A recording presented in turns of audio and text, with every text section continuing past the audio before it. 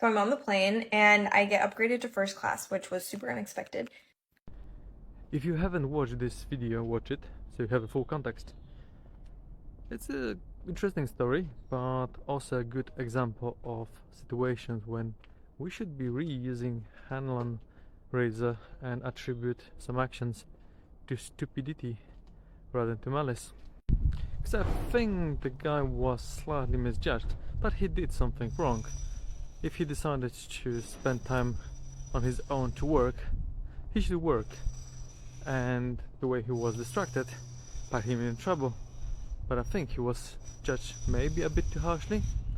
There's one thing that many people don't realize is that when you have a kids, you are interesting to them for a few moments.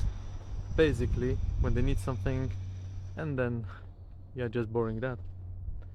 And the same happens in long relationships. You are not very interesting. So many guys are hiding the feeling that they think they're transparent, and the moment someone shows any interest in what they're doing, what they're thinking, what they're up to, they're opening, and that's where they're landing in a trap. Because quite often this kind of situation is attributed to being cringy. Some people are adding sexual meaning to the whole situation, but it's only about attention.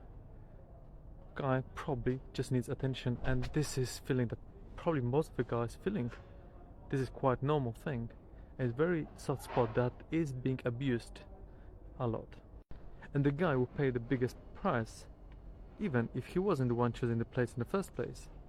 He just reacted to a trigger, and he didn't do anything extremely wrong. He discussed with a person who was interested in what he has to say, but he will listen about that for months. And again, it's difficult to judge. Maybe he was silly, maybe he should pay more attention to his family, but maybe he was just sharing responsibilities. When we travel, I look after kids in the airplane, and the partner is looking when I'm driving in a car. It's normal to switch roles, and each of us needs some time to rest or to do other things.